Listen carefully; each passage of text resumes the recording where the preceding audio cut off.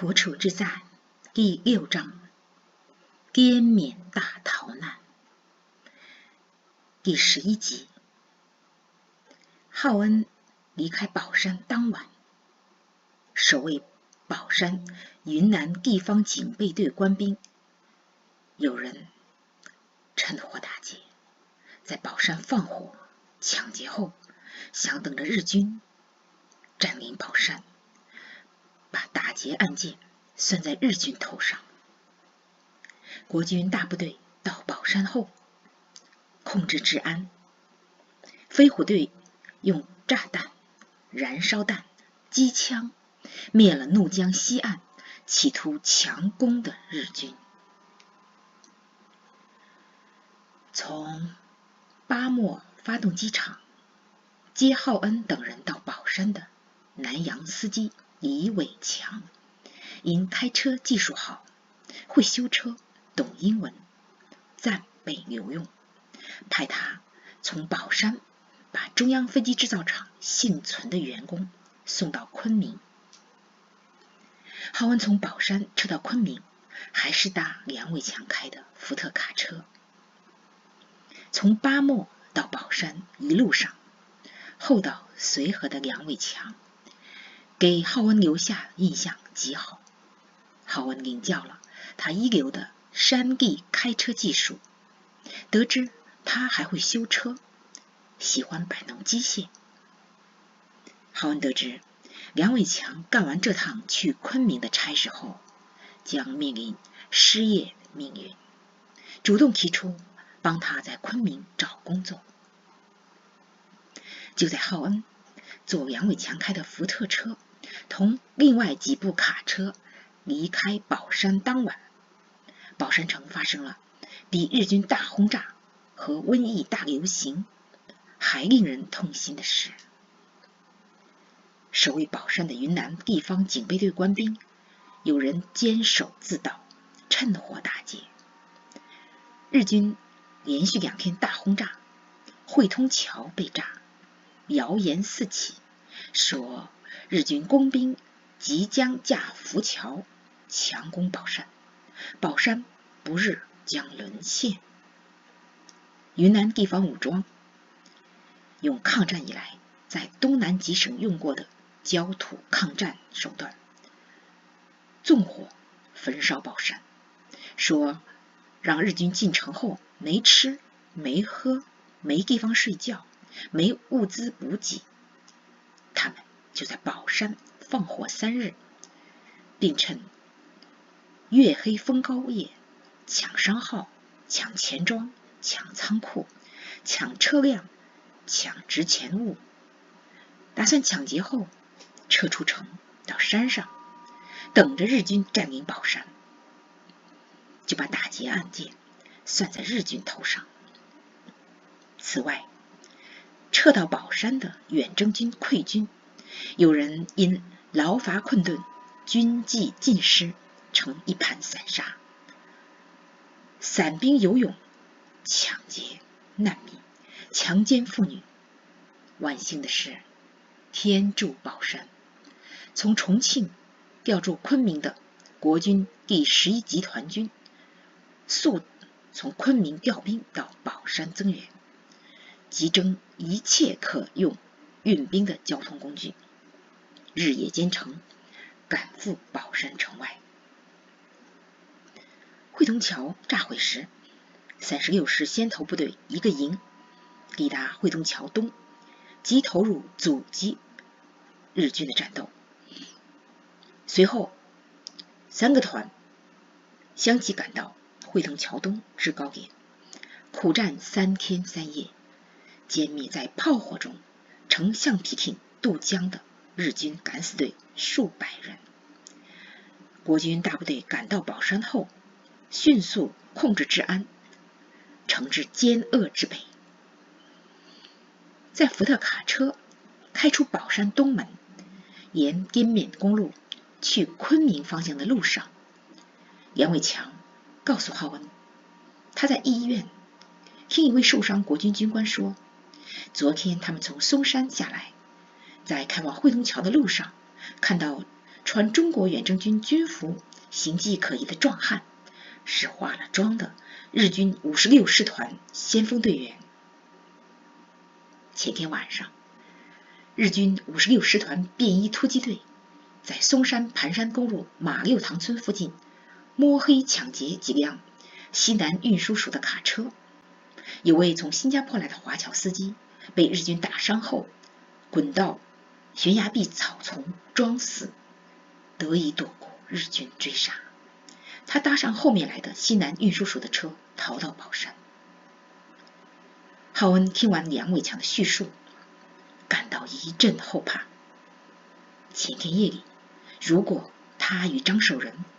梁伟强三人不是在马六塘村打谷场大树旁边过夜，并用树叶做迷彩伪装遮盖卡车，而是继续赶路，很可能撞上日军便衣突击队。在前线作战的日军56师团惯于数百里乃至千里无后勤，乘胜追击，而不理会大本营原定计划，趁势攻城略地，就地打劫补给。这使浩恩越发相信祷告的力量，至高者垂听信靠他的人谦卑的祷告和祈求，怜悯保护祈求者。浩恩坐在车里，回想这几天发生的事，从惊险过松山，卡车在潭石路面陡坡穿行，躲避马帮惊跳的新驼马，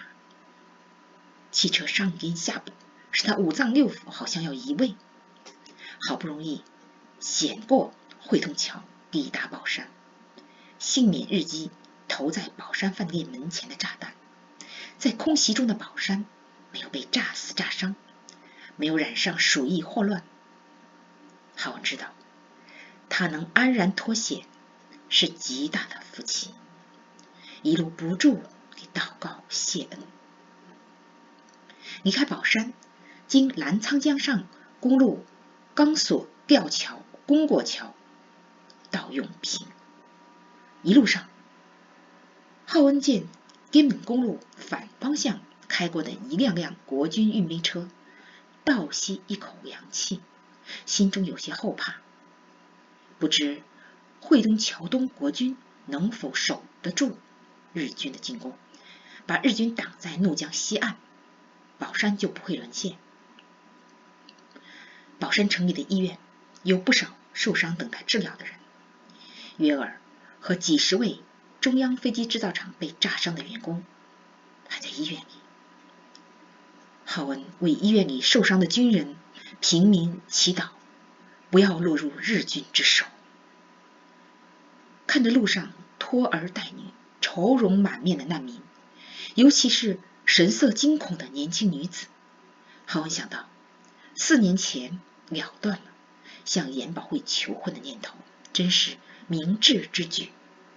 他若从安全舒适的上海法租界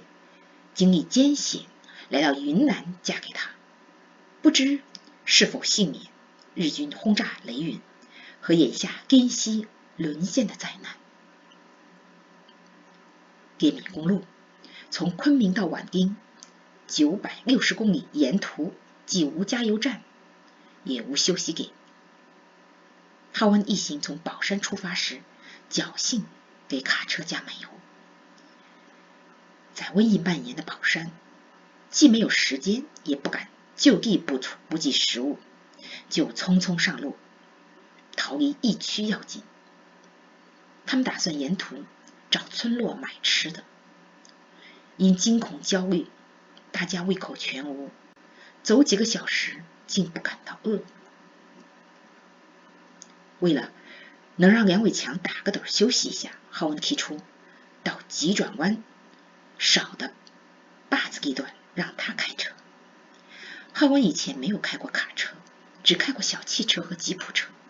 梁伟强不敢让他开，说在宝山时在车上小气过。离开宝山前又抽空打过盹，现在精神还够用。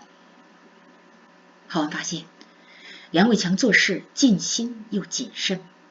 每次上路前他都尽量休息好，积蓄体力，保持敏锐判断力和清醒意识。能躲过多次翻车事故，除了运气，也与他保持出车良好习惯有关。他们离开宝山时，已有1000余华侨技工在过去的2年多被日军炸死，或者疲劳染病而死，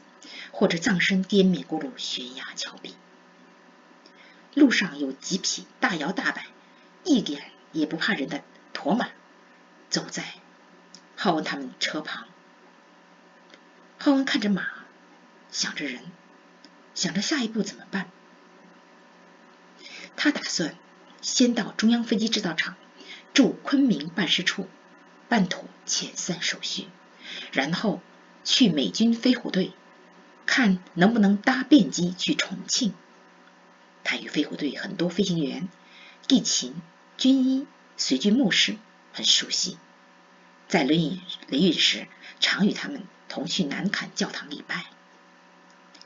在俱乐部喝咖啡聊天。他还想在飞虎队所在机场给梁伟强找个开车的工作，好让他在昆明有个吃饭睡觉的地方。忽然，东北方向由远及近传来飞机嗡嗡声，司机梁伟强大惊，以为日军要来轰炸，正想找地方躲避。浩文定睛一看，从8架飞机造型编队和起飞方向判断出是飞虎队 P-40战斗机和轰炸机群，就说不必担心，是飞虎队。浩文的判断没错，美军飞虎队从云南弋派出8架飞机，正飞往怒江西岸，目标是从汇通桥西岸至松山沿滇缅公路列队数里的日军56师团坦克车队、油罐车、运兵车，汇通桥边准备架浮桥的工兵队。汇通桥西岸上空，离开家乡远道而来中国的美国飞虎队，对地面一队队同样是离开家乡来中国的日军投下一枚枚灭命的炸弹。日军来中国用炸弹刺刀杀人，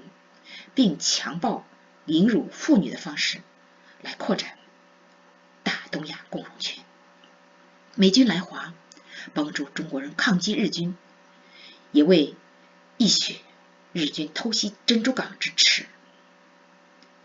飞虎队投下的炸弹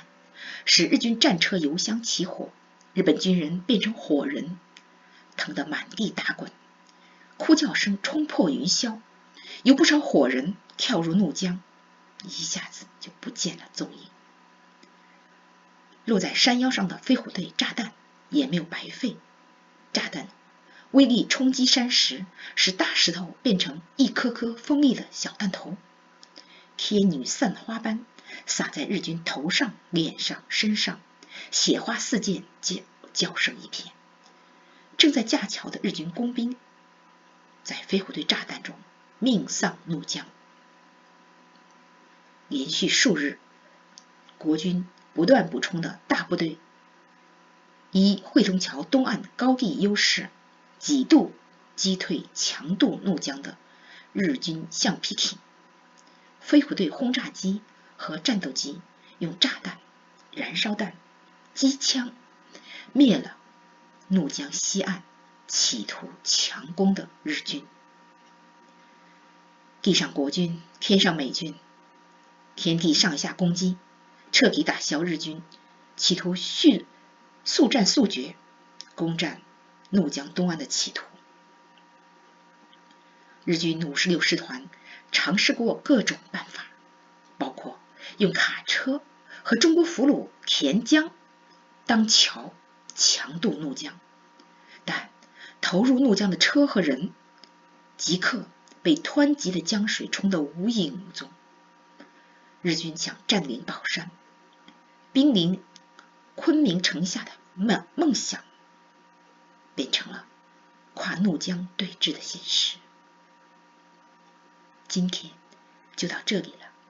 多谢各位收听、收看、订阅。